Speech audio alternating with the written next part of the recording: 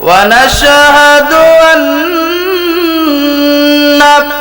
سيدنا إمامنا وقدوتنا وسندنا ومولانا محمد صلى الله عليه وسلم الذي أرسله بالحق بشيرا ونذيرا وداعيا إلى الله بإذنه وسراجا منيرا একটি জবান বন্ধ রাখবেন না গো প্রাঞ্জল ভাষায় আমার সাথে সাথে সকলে বলুন আউযু বিল্লাহি মিনাশ শাইতানির রাজিম বিসমিল্লাহির রাহমানির রহিম ইন্নাল্লাহা ইয়া'মুরু বিল আদলি ওয়াল ইহসানি ওয়া ইতা'i যিল কুরবা وينهى عن الفحشاء والمنكر والبغي يعظكم لعلكم تذكرون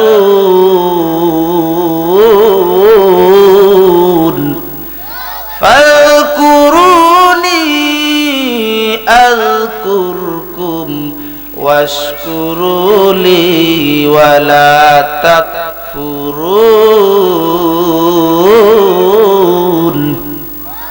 صدق الله العظيم وصدق رسوله النبي الحبيب الكريم ونحن على ذلك من الشاهدين وقال النبي صلى الله عليه وسلم المسلم أخو المسلم إن الله وملائكته يصلون على النبي يا أيها الذين آمنوا صلوا عليه وسلموا تسليما اللهم صل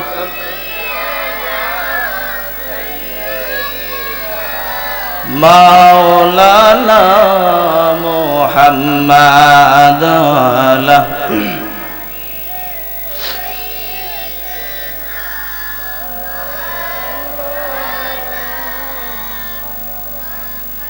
পাথর কালিমা পড়ে আমার নূর নবীর প্রেমেতে উস্তুনে হান্নানা কাঁদে আমার কামলিওয়ালার বিরহে পাথর কালিমা পড়ে আমার নূর নবীর প্রেমেতে উস্তুনে হান্নানা কাঁদে আমার কামলিওয়ালার বিরহে আঙ্গুল মুবারকের ইশারাতে আঙ্গুল মুবারকের ইশারাতে চন্ড দুবাগ হয়ে যায় সেই নূর নবী কাঁদিতেছেন সোনার মদিনায় আল্লাহুম্মা মোহব্বতে মাওলানা মুহাম্মদ ওয়ালা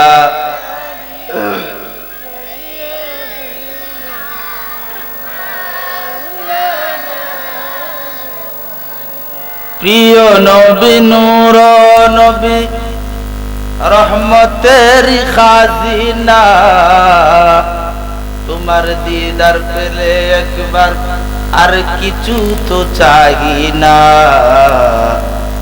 দয়া করে দিও দেখা, দয়া করে দিও দেখা, আমারি মরণ বেলায় তোমার দিদার পেলে একবার দূর হবে মরণ জালায়। আল্লাহুম্মা সাল্লি, মাশাআল্লাহ,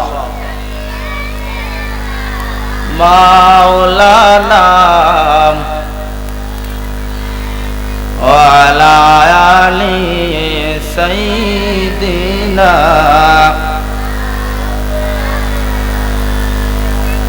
মাদ লা ইলাহা লা ইলাহা মাশাআল্লাহ লা ইলাহা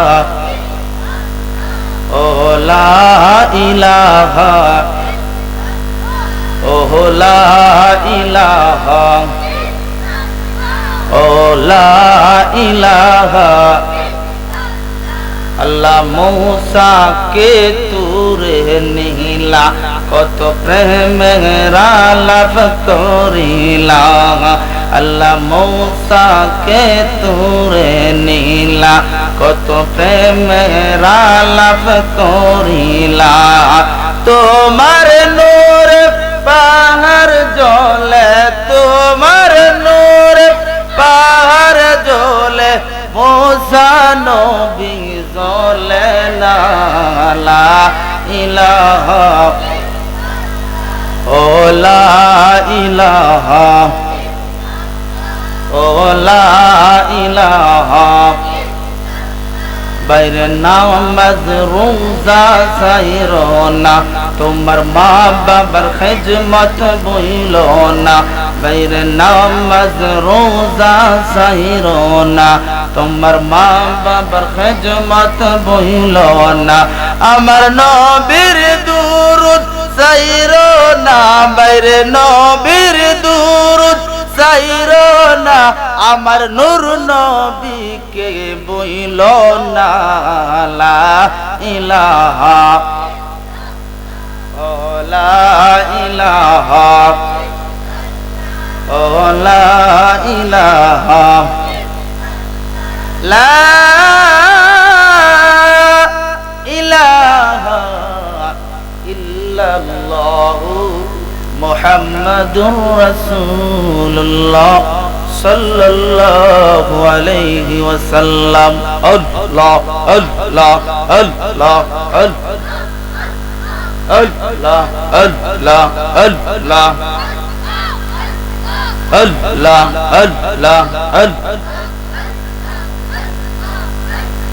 আল্লাহ আল্লাহ আল্লাহ আল্লাহ। পাক সুবহান কুন্নাম লইয়া ডাকব তোমারে, মাশাআল্লাহ। পাক সুবহান কুন্নাম লইয়া ডাকব তোমারে, কুন্নাম লইয়া ডাকলে তুমি, কুন্নাম লইয়া ডাকলে তুমি, তোহরাই লইবা বান্দারে। কুন্নাম লইয়া ডাকব তোমারে, মাশাআল্লাহ। তুমি কাউকে রাখো গাছতলাতে, কাউকে রাখো গাছতলাতে, কাউকে রাখো দশতলা। আল্লাহ আল্লাহ আল্লাহ আল্লাহ আল্লাহ। কে বুঝিতে পারে তোমার শান, মাশাআল্লাহ। আল্লাহ পাক সুবহান কে বুঝিতে পারে তোমার শান, মাশাআল্লাহ। আল্লাহ আল্লাহ আল্লাহ। কাউকে রাখো গাছতলাতে, কাউকে রাখো গাছতলাতে, কাউকে রাখো বালাখানা। কে বুঝিতে পারে তোমার শান মাশাআল্লাহ আল্লাহ আল্লাহ আল্লাহ আল্লাহ আল্লাহ আল্লাহ লা ইলাহা ইল্লাল্লাহ মুহাম্মাদুর রাসূলুল্লাহ সাল্লাল্লাহু আলাইহি ওয়াসাল্লাম। সকলে বলি আলহামদুলিল্লাহ। চাঁদপুর গৌসুল আজম শাহী জামে মসজিদ কমিটির উদ্যোগে কোম্পানিগঞ্জ সিলেট পঞ্চম বার্ষিক ইসলামী সুন্নি মহাসম্মেলন, উক্ত মহাসম্মেলনের সম্মানিত সভাপতি সাহেব হযরত মাওলানা কাজী লুৎফুর রহমান সাহেব, আরো সভাপতি আছেন বিশিষ্ট আলেমে দ্বীন যিনি আমার উস্তাদ আবার আমার শ্বশুর, আলহামদুলিল্লাহ বলেন, হযরত মাওলানা কারি ইয়াকুব আলী সাহেব ওয়াবারাকাল্লাহু উমরাহু ফি হায়াতি, সকলে বলুন আমিন। প্রধান অতিথি আমি অনেক আগে শুনছি উনি নাকি কাটাগাংকে আয়সা করছে, আলহামদুলিল্লাহ বলুন। গতবার আমাদের মাহফিলের প্রধান অতিথি মিস করছে, তাই অনেকে অনেক কনফিউজের মধ্যে আছে, এবারও নাকি চাঁদপুরের প্রধান অতিথি মিস করে ফেলে। তো যারা এই কনফিউজের মধ্যে আছেন তাদেরকে বলছি আমাদের প্রধান অতিথি আমাদের কাছে এসে পৌঁছে গেছেন, আলহামদুলিল্লাহ বলুন। চিন্তার কোনো কারণ নাই, টেনশনের কোনো কারণ নাই। যারা এদিক সেদিক দোকানপাটে রাস্তাঘাটে আছেন চলে আসুন। হযরত মাওলানা খাজা মাহবুবুর রহমান জগৎপুরী পীর সাহেব মাদ্দাজিল্লাহুল আলী বিশেষ অতিথি, যিনি সুমধুর কণ্ঠস্বর, যার বয়ান আমি সবসময় শুনি, অত্যন্ত গুরুত্বপূর্ণ বয়ান করেন, যার বয়ান যার গলার সুরে কলিজার মধ্যে ধাক্কা লাগে, বলুন সুবহানাল্লাহ। আল্লাহ এমন একটা গলা তাকে দান করেছেন। হযরত মাওলানা আব্দুল ওয়াদুদ সিদ্দিকী সাহেব, উনিও আমাদের কাছাকাছি এসে পৌঁছে গেছেন। মুবাল্লিগিন উলামায়ে কেরাম, উলামায়ে আহলে সুন্নাহ, সময় একেবারে সংক্ষিপ্ত, এশার আজান দিয়া দিবে এখন 7টায়, আর আধা ঘন্টা সময়ও নাই। তো আজ তো দিনের আবহাওয়া খুবই খারাপ, ঠান্ডা, কুয়াশা, এই জন্য আমরা দীর্ঘক্ষণ আলোচনা করতে পারবো না, অনেক রাত্র হয়ে গেলে মানুষের কষ্ট হবে, বিদায় আমাদের মেহমানগণকে আমরা আগেই উপস্থাপন করব, এজন্য আমরা আগেই বয়ান করে ফেলতেছি। মুহতারাম হাজিরিনে কেরাম, আল্লাহ রাব্বুল আলামিনের দরবারে আমরা শুকর এবং সুজুদ যে আল্লাহ পাক অত্যন্ত দয়া করে মেহেরবানি করে ভালোবেসে দ্বীনি মজলিস জান্নাতের বাগানে আসার মতন বসার মতন দু একটি কথা বলা এবং শোনার মতন তৌফিক দান করেছেন, এজন্য আল্লাহ পাকের দরবারে শুকর আদায় করি, সকলে বলি আলহামদুলিল্লাহ। আপনারা যারা মাহফিলও আসতে পারছেন, আপনারা কি খুশি না বেজার? খুশি না? জান্নাতের বাগানের ভিতরে আছে, সুবহানাল্লাহ বলুন। মুহতারাম হাজিরিনে কেরাম, আল্লাহ বলেন কোন বান্দা বান্দি আমার নিয়ামত পাওয়ার পরে নিয়ামতের শুকরিয়া আদায় করলে আমি আল্লাহ নিয়ামত বাড়াই দিই, সুবহানাল্লাহ বলুন। আর যেই বান্দা বান্দি আমার নিয়ামত পাওয়ার পরে নিয়ামত খাওয়ার পরে নাশুকর হয়, শুকরিয়া আদায় করে না, আমি তার সামনে থেকে নিয়ামত ছিনিয়ে নিই। ইন্না আযাবি লাশাদীদ,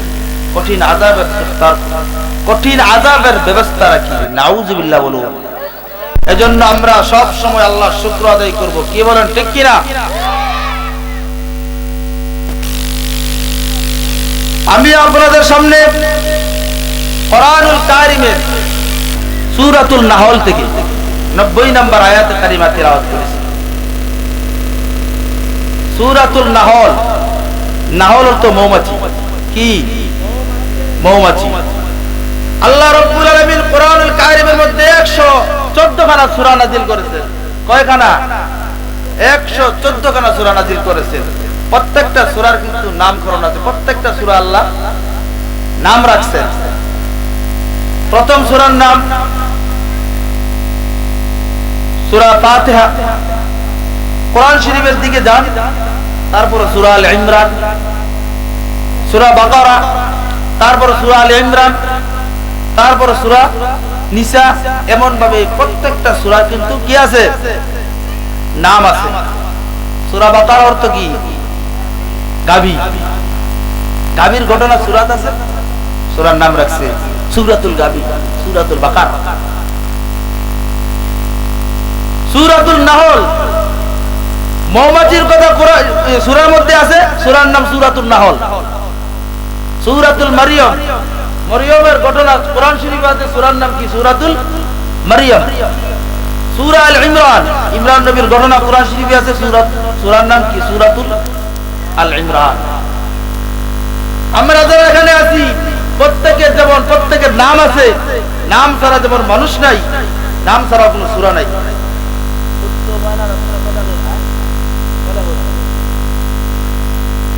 আমরা কি কোনো মানুষ কি নাম ছাড়া আছি? না, প্রত্যেকের নাম আছে। ভূমিকায় কথা বলা যাবে না, সরাসরি আলোচনার মধ্যে ঢুকে যাইতেছি। মুহতারাম হাজিরিন কেরাম, আমি যে আয়াত খানা আপনাদের সামনে তেলাওয়াত করেছি, আল্লাহ রাব্বুল আলামিন এই আয়াতের মধ্যে 3টা আদেশ করেন এবং 3টা নিষেধ করেন। 3টা আদেশ এবং কি 3টা নিষেধ। আমার আল্লাহ রাব্বুল আলামিন কুরআনুল কারীমের মধ্যে সূরাতুল নাহলের 90 নম্বর আয়াতের মধ্যে আল্লাহ রাব্বুল আলামিন 3টা আদেশ করেন, 3টা নিষেধ করেন। আল্লাহ রাব্বুল আলামিনের আদেশ আমাদের মানতে হবে, আল্লাহ রাব্বুল আলামিনের নিষেধ আমাদের মানতে হবে। কি বলুন, ঠিক কিনা? আমার আল্লাহ রাব্বুল আলামিন যখন বলছেন নামাজ পড়ার কথা, আমরা তখন নামাজ পড়ব। আল্লাহ রাব্বুল আলামিন যখন বলছেন নামাজ না পড়ার কথা, আমরা তখন নামাজ পড়ব না। বলতে পারেন হুজুর, নামাজ পড়া তো ভালো কাজ, আল্লাহ কেন নামাজ পড়া নিষেধ করবে? প্রশ্ন জাগে কি জাগে না? নামাজ তো ভালো কাজ, আল্লাহ রাব্বুল আলামিন নামাজ পড়তে কেন নিষেধ করবে? আল্লাহ রাব্বুল আলামিন বলেন এমন এমন সময় আছে নামাজ পড়া হারাম, নামাজ পড়তে হারাম। আল্লাহ রাব্বুল আলামিন বলেন আমি যখন আদেশ করব তোমরা রোজা রাখো, তোমরা রোজা রাখবে। আমি যখন বলবো তোমরা রোজা রাখো না, তখন তোমরা না রোজা রেখে আনন্দ ফুর্তি করবে, খাইবে, খাওয়া দাওয়া করবে। এটাই আমি আল্লাহর আদেশ। রমজানুল মুবারক মাস যখন আসবে তোমরা রোজা রাখবে, তোমাদের উপর রোজা ফরজ করা হইল। কিন্তু রমজান যখন শেষ হবে, শাওয়ালের চাঁদ যখন ডুববে, শাওয়ালের চাঁদের 1 তারিখ ঈদুল ফিতর, ঈদুল ফিতরে রোজা রাখা হারাম। ঈদুল ফিতরে রোজা না রেখে আনন্দ ফুর্তি করা, খাওয়া দাওয়া করা আমি আল্লাহর কাছে, আমি আল্লাহর আদেশ। তোমরা আনন্দ ফুর্তি করাই আমি আল্লাহর আদেশ। বলুন সুবহানাল্লাহ। সেই আদেশ এবং নিষেধ মাখা একটা আয়াত আপনাদের সামনে তেলাওয়াত করছি। আল্লাহ রাব্বুল আলামিন কুরআনুল কারীমের মধ্যে বলেন ইন্নাল্লাহা ইয়া'মুরু বিল আদলি ওয়াল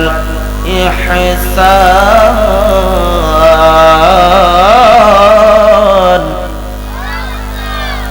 ওয়া ইতা'i যিল কুরবা ওয়া ইয়ানহা আনিল ফাহশাই ওয়াল মুনকারি ওয়াল বাগই ইয়া'iযুকুম লা'আল্লাকুম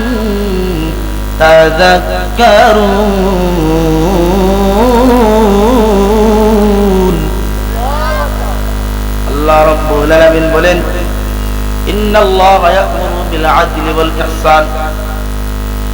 আমার বান্দা বান্দীরা, তোমরা মানুষের প্রতি সৎ আচরণ করো, ইহসান ওয়ালা হও, তোমরা এক নাম্বার হলো ইহসান ওয়ালা হও, মানুষের প্রতি সদাচরণ করো। দুই নাম্বার হলো মানুষের প্রতি তোমরা ভালো ব্যবহার করো। তিন নাম্বার হলো নিকট তুমি আত্মীয় স্বজনের হক আদায় করো। সুবহানাল্লাহ। এই তিনটা হলো আদেশ। এই তিনটা কি? এই তিনটা হলো আদেশ। এক নাম্বার হলো তোমরা ইহসান ওয়ালা হও। দুই নাম্বার হলো মানুষের প্রতি ভালো ব্যবহার শিখো, মানুষের প্রতি তোমরা ভালো ব্যবহার করো। তিন নাম্বার হলো নিকটতম আত্মীয় স্বজনের হক আদায় করো। আমার ভাইয়েরা, ইহসান কাকে বলে? ইহসান ওয়ালা ইহসান কাকে বলে? আমার ভাইয়েরা, আমরা তো ইহসানই শিখলাম না, আমরা তো সদাচরণই শিখলাম না, আমরা তো ইহসান ওয়ালা হইলাম না। ইহসান কাকে বলে? ইনসাফ কাকে বলে? আমার ভাইয়েরা, আল্লাহর নবী, দয়ার নবী, মায়ের নবীর দরবারে একটি চুরির বিচার আসলো। কিসের বিচার আসলো? চুরির বিচার আসলো। সাহাবায়ে কেরাম দেখতেছেন যে চুরির বিচারটা আসছে, ওই চুরির বিচার হলো একজন কুরাইশ বংশের মহিলা। কি বংশের মহিলা? জুড়ে বলেন, কি বংশের মহিলা? কুরাইশ বংশের মহিলা, নবী বংশের মহিলা। নবী বংশে কি কুরাইশ বংশ না?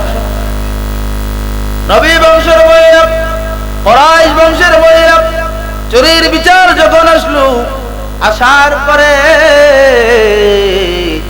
সাহাবায়ে কেরাম বলতেছেন, ও সাহাবায়ে কেরাম, আমার নবীর দরবারে যে চুরির বিচারটা আসলো, ওই চুরির বিচারটা হলো কুরাইশ বংশের মহিলা। ও সাহাবায়ে কেরাম, আমার নবীকে গিয়ে বলো না, নবী বংশের ইজ্জত রক্ষার্থে যে চুরির বিচারটা আসছে, ওই চুরির বিচারটা একটু শিথিল করতে। কোরআনের আইন হলো তুমি যদি চুরি করো তোমার হাত কাটো। কোরআনের আইন হলো যে চুরি করবে তার হাত কেটে দাও। একবার চুরি করলে এক হাত কাটো, আরেকবার চুরি করলে আরেক পা কাটো, আরেকবার চুরি করলে আরেক হাত কাটো, আরেকবার চুরি করলে আরেক পা কাটো। এটা হলো কোরআনের আইন। কিন্তু নবী বংশের মহিলা, কুরাইশ বংশের মহিলা যখন চুরি করছে, তার তো হাত কাটবে। আমার নবী তো ওই সময় প্রেসিডেন্ট, আমার নবী ওই সময় প্রেসিডেন্ট মদিনাতুল মুনাওয়ারার। ও আমার ভাইরা, আমার নবীর কাছে যখন চুরির বিচার যখন আসলো, আল্লাহর নবীর সঙ্গে গিয়ে কে বলবে, ওগো নবী, ওই মহিলার বিচারটা একটু শিথিল করে দেন না গো নবী। এই সাহস তো কেউ নাই। সাহাবায়ে কেরাম বলতেছেন, আবু বকর বলতেছেন, ওমর তুমি যাও, ওমর বলতেছেন আপনি যান। এমন ভাবে প্রত্যেক সাহাবায়ে কেরামে এক অপরকে বলতেছেন, কেউ সাহস পায় না, কেউ যায় না। আমার ভাইয়েরা, আমার নবীজির পালক পুত্র ছিল যায়েদ বিন হারেসা। যায়েদ বিন হারেসার একটি সন্তান হয়েছে, তার নাম হলো উসামা। উসামাকে নবীজি অনেক মহব্বত করেন, নবীজির নাতি তো অনেক মায়া করেন, অনেক মহব্বত করেন। আল্লাহর নবী অনেক মহব্বত করেন। সাহাবায়ে কেরাম বলতেছেন, ও সাহাবায়ে কেরাম, তোমরা শোনো না, আমরা তো অনেক ছোট, আমরা তো অনেক বড়, আমরা বড় মানুষ। বড় মানুষে গিয়ে যদি নবীর কাছে ওই সুপারিশ করি, নবীজি মানবে না। কিন্তু উসামাকে দিয়ে যদি পাঠাইয়া দেই, উসামা তো ছোট্ট মানুষ, আর দাদা তো গিয়ে সুন্দর করে দাদার কাছে বলবে, তাহলে নবীজি মানতে পারে। বললে ঠিক আছে, সুন্দর কথা বলছে, উসামাকে দিয়ে দিই। নবীজির পালক পুত্র যায়েদ বিন হারেস, নবীজির পালক পুত্র কিভাবে হলো? নবীজির পালক পুত্র হলো খাদিজাতুল কুবরার চাচাতো ভাই। উনি বাজারে গেছে গোলাম খরিদ করতে। আগে তো আপনার বাজারের মধ্যে গোলাম খরিদ হতো, মানুষ বেচা কিনা হতো না। গোলাম খরিদ করতে গিয়ে 4টা গোলাম খরিদ করলো খাদিজাতুল কুবরা চাচাতো ভাই। 4টা গোলাম খরিদ করার পরে আসলো, আসার পরে বলতেছেন, খাদিজা আমি 4টা গোলাম খরিদ করে আনলাম, দেখো তো তুমি কোনটা নিবা, কোনটা তোমার পছন্দ হয়। 4টারা যখন কাতারে দাঁড় করাইছে, দাঁড় করানোর পরে খাদিজাতুল কুবরা রাদিয়াল্লাহু তাআলা আনহা যায়েদ বিন হারেসাকে নিয়ে গিয়ে পছন্দ করে ফেলছিলেন। তার চেহারা দেখি তার মায়া লাগছে। যায়েদ বিন হারেসা ও আমাকে ওই বাচ্চাটাকে দিয়ে দেন। চেহারার মধ্যে কিন্তু বালা বুড়া বাসে না, ভালোটাও চেহারার মধ্যে বাসে, খারাপটাও চেহারার মধ্যে বাসে। কেউ যদি ভালো কাজ করে ভালো কাজ চেহারায় সাক্ষী দেয়, কেউ যদি খারাপ কাজ করে খারাপ কাজ চেহারার মধ্যে সাক্ষী দেয়। কারো ভিতরে যদি মুনাফিকি থাকে, এই মুনাফিকের ছাপ চেহারার মধ্যে সাক্ষী দেয়। কারো ভিতরে যদি ভালো কাজের বৈশিষ্ট্য থাকে, তার চেহারার মধ্যে কালো হলে কি হবে, তার চেহারার মধ্যে নূর ঝলকাইতে থাকে। বলুন সুবহানাল্লাহ। আর যদি তার অন্তর খারাপ হয়, মুখে একটা আর ভিতরে আরেকটা, ধবধবে সাদা হলে কি হবে, তার কপালের মধ্যে কালো বর্ণের শালির মতন থাকে। এজন্য ভালোটাও মানুষের চেহারা সাক্ষী দেয়, খারাপটাও মানুষের চেহারায় সাক্ষী দেয়। যায়েদ বিন হারেসা সেদিন ভালো ছেলে, আদব ওয়ালা ছেলে, তার চেহারা সাক্ষী দেয়। এজন্য খাদিজাতুল কুবরা বলতেছে, আমার ওই 3 জনের দরকার নাই, আমাকে ওই ছেলেকে দিয়ে দেন। সুবহানাল্লাহ। বাদরা মুহাজিরিনে কেরাম, সময় তো নাই। বাদরা মুহাজিরিনে কেরাম, খাদিজাতুল কুবরা রাদিয়াল্লাহু তাআলা আনহা যায়েদ বিন হারেসাকে নিয়ে বাসায় চলে গেলেন। আমার নবীজি বাইরে থেকে যখন ঘরের মধ্যে যখন ফিরলেন, ফেরার পরে খাদিজাতুল কুবরা আমার নবীকে ডাক দিয়ে বলতেছেন, ইয়া রাসূলুল্লাহ, ইয়া হাবিবাল্লাহ, ওগো নবীজি, আমি আপনার জন্য একটি ছেলে খরিদ করে আনলাম। ওগো নবীজি, আপনি তো বাইরে চলে যান। ওগো নবীজি, ইয়া রাসূলুল্লাহ, ইয়া হাবিবাল্লাহ, আপনি তো বাইরে যান, শত্রুর আক্রমণ থাকতে পারে, চতুর্দিকে শত্রু বরাব। ওগো নবীজি, আপনার উঠা বসা চলাফেরা করার জন্য, আপনার সফর সঙ্গী হওয়ার জন্য আমি যায়েদ বিন হারেসাকে আপনার জন্য খরিদ করলাম। ও আমার মায়েরা, আমার নবীজির কষ্টের সাথী যায়েদ বিন হারেসা, আমার নবীর দুঃখের দিনের সাথী যায়েদ বিন হারেসা। আমার মায়েরা, আমার নবীজির কষ্টের সঙ্গী, আমার নবীর কষ্টের সঙ্গী হলো যায়েদ বিন হারেসা। আমার নবীর কষ্টের সময় হলো 2টা, একটা হলো তায়েফের ময়দানে, আর একটা হলো হিজরতের সময়। ওই 2 সময় আমার নবীর সবচেয়ে বেশি কষ্টের সময়। তায়েফের ময়দানে আমার নবী যখন গেল, যাওয়ার পরে ইহুদি খ্রিস্টান কাফেরেরা আমার নবীকে আক্রমণ করলো। আক্রমণ করার পরে শিলাবৃষ্টির মতন আমার নবীর গায়ের মধ্যে পাথর দিতে আরম্ভ করলো। আমার নবীর নরম চামড়ার দিকে পাথরটা পড়তে দেরি গো, আমার নবীর গায়ের মধ্যে পাথর ঢুকতে দেরি হয় না। যায়েদ বিন হারেসা আঙ্গুল দিয়ে পাথরগুলা যখন শরীর থেকে যখন খোলার পরে জন্নার মতন রক্ত প্রবাহিত হয়, এমন ভাবে নবী বেহুশ হয়ে যায়। আবার নবীকে হুশ করায়, হুশ করানোর পরে আবার নবীজির গায়ের মধ্যে পাথর মারে, আবার নবীজি হুশ হয়, আবার পাথর মারে। যায়েদ বিন হারেসা ডাক দিয়ে বলতেছেন, ওরে মদিনাবাসী, আমি তোদেরকে বলতেছি, যা পাথর মার, আমাকে মার, আমার নবীর সুন্দর চামড়ার দিকে আর পাথর মারিস না। আমার নবী অজ্ঞান হয়ে যায়। ও মক্কাবাসী, তায়েফবাসী, আমার নবীকে আর পাথর মারিস না। এমন ভাবে নবীজির কষ্টের সাথে হযরত যায়েদ বিন হারেসা, ওই যায়েদ বিন হারেসা নবীজির বালক পুত্র, তাকে বিবাহ করালো। তার ঘরের মধ্যে সন্তান হলো, ওই সন্তানের নাম হলো উসামা। সন্তানের নাম কি? আসেননি জাগাত? ওই সন্তানের নাম হলো উসামা। উসামাকে নবীজি অনেক মহব্বত করেন। পালক পুত্র ছেলে, গোলামের ছেলে, নবীর কাছে গোলামের ছেলে নয়, নবীজির কাছে পালকের ছেলে নয়, নবীজি আপন ছেলের নাতির চাইতেও বেশি মহব্বত করেন উসামাকে। বলুন সুবহানাল্লাহ। ওই উসামা কে ডাক দিয়ে সাহাবায়ে কেরামে পাঠায় দিয়েছে। ইনসাফ কাকে বলে? এখনো আমি কিন্তু আয়াতের তরজমার মধ্যে আছি। ইনসাফ কাকে বলে দেখেন। এখন এক নাম্বার, অনেক লম্বা সময় এশার পরে যদি হইতো বিস্তারিত সুন্দর করে গুছিয়ে গেছে বলতাম, একটু পরে তো আজান দিয়ে দিবে। তো উসামা নবীজি পেটের পেট মুবারকের উপরে গিয়া বসছে।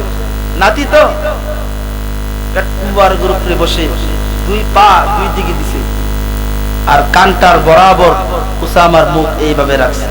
সুবহানাল্লাহ বলুন। ওই সময় যদি আর কেউ কথা, উনি যদি কথা বলে আর কেউ কি শুনবে? কান কথা কেউ কি শুনবে? গিয়া বলতেছেন, ওগো দাদা, আপনার কাছে যে চুরির বিচারটা আসছে, যে মহিলা, ওই মহিলাটা তো কুরাইশ বংশের মহিলা।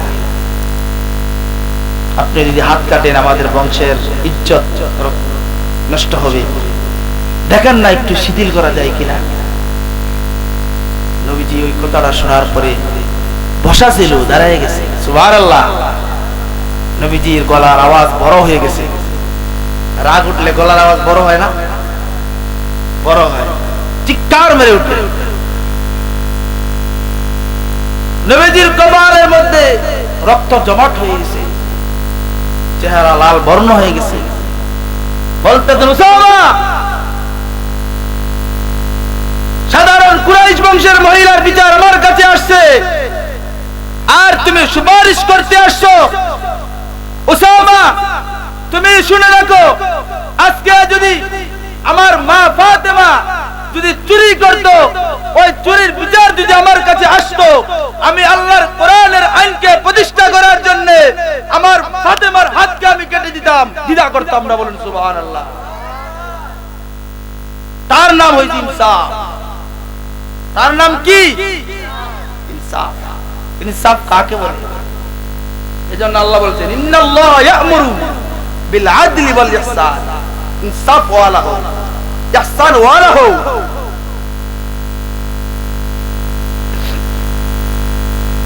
মুহতারাম হাজিরিনে কিরাম, আল্লাহর নবী, দয়ার নবী, মায়ার নবী ওই মহিলার বিচার করলেন হাত কেটে। বলুন সুবহানাল্লাহ। নবী বলতেছেন, ও সাহাবায়ে কেরাম, তোমরা শুনো, আজকে যদি আমি, আমার কাছে চুরির বিচার আসছে, আজকে যদি আমি ওই চুরির বিচারটা শীতল করি, আমার উম্মতে মুহাম্মদী, আমার সাহাবায়ে কেরাম আমাদের কাছ থেকে তো শিখে ফেলবে। আমার কাছ থেকে যখন শিখে ফেলবে, তারাও তো মুখ চিনে চিনে বিচার করবে। না না না, আমি নবীজি ইনসাফের ভান্ডার, আমি নবীজি তো ইনসাফ প্রতিষ্ঠিত করি। ও সাহাবায়ে কেরাম, কুরাইশ বংশের মহিলা হলোতে কি হলো? আমি কোরআনের আইনকে প্রতিষ্ঠা করার জন্য আমি কুরাইশ বংশের মহিলার হাত কেটে আমি বিচার করব। বলুন সুবহানাল্লাহ। তুমি রহমান, তুমি দয়াবান, তুমি রহমান, তুমি দয়াবান। অন্ধ গাহে না প্রভু তোমার গুণগান, বুঝে বুঝে না কবুশান। তুমি রহমান, তুমি দয়াবান, তুমি রহমান, তুমি দয়াবান। জনম জনম যদি গাহি তোমার মহিমা গাওয়া শেষ হবে নাহি। দয়া করো মায়া করো ওগো দয়াবান, তুমি রহমান, তুমি দয়াবান, তুমি রহমান, তুমি দয়াবান। রহমান কে? রহমান কে? তিনি হলো রহমান, যার দয়ার কোনো সীমা নাই, যার দয়া অপরন্ত, যার দয়ার কোনো সীমা নাই, যার দয়ার কোনো সীমা নাই। আমার ভাইয়েরা, 2 নাম্বার হলো মানুষের সঙ্গে তুমি সৎ আচরণ করো। কি আচরণ করো? মানুষের সঙ্গে তুমি ভালো ব্যবহার করো। এক মুসলমান অন্য মুসলমানকে কষ্ট দিও না। আল মুসলিমু আকুল মুসলিম, এক মুসলমান অন্য মুসলমানের ভাই, রক্তের বন্ধনের কোনো দরকার নাই। আমাদের মধ্যে কোরআনের বন্ধন আছে, কি বলুন ঠিক কিনা? আমার পুলিশের পোশাকে তাদের মধ্যে কোনো মারামারি নাই, কাটাকাটি নাই। আর্মি পোশাকে তাদের মধ্যে কোনো মারামারি নাই। আমার ভাইরা, হিন্দু খ্রিস্টান বৌদ্ধ এক, তাদের মধ্যে মারামারি নাই। আমরা তো মুসলমান, আমরা তো মুসলমানের সন্তান। আমাদের মধ্যেও তো একটি শীল আছে। মা বাবা ছোট্টবেলা খতনা করাইয়া ইব্রাহিম শীল লাগাইয়া দিছে, তুই ইব্রাহিমের সন্তান। মিল্লাত আবিকুম ইব্রাহিম হুয়া সাম্মাকুমুল মুসলিমিন। আমরা ইব্রাহিম নবীর সন্তান। আমাদের আদি পিতার নাম ইব্রাহিম, আমাদের আদি পিতার নাম ইব্রাহিম আলাইহিস সালাতু ওয়াস সালাম। আমরা ইব্রাহিম আলাইহিস সালাতু ওয়াস সালামের সন্তান। আমাদের মধ্যে একটি শীল আছে। আমাদের মধ্যে কেন দ্বন্দ্ব থাকবে? আমাদের মধ্যে কোন বিবাদ থাকবে? আমরা তো ইব্রাহিমী সন্তান, আমরা তো মুসলমান। মুসলমানে মারামারি নাই, কাটাকাটি নাই, কিচ্ছু নাই। ও আমার ভাইয়েরা, এজন্য আল্লাহ কোরআনে বলছেন, তুমি সু আচরণ করো, সৎ আচরণ করো, সুন্দর আচরণ করো। এক মুসলমান অন্য মুসলমানকে পাইলে জিজ্ঞাসা করো, ভাইজান আপনি ভালো আছেননি? আপনার বাড়ির সবাই ভালো নেই? সুন্দর আচরণ করো। তুমি কেউ এমন আচরণ করো না যে আচরণের কারণে তোমার ভাই কষ্ট পায়। 2টা এখন শেষ করতে পারি না, সময় শেষ। আজানের টাইম হয়ে গেছে, 7টার সময় আজান, 7টা হয়ে গেছে। আমি আর সামনে বাড়তেছি না, ইনশাআল্লাহ। আরো যদি কোনো সুযোগে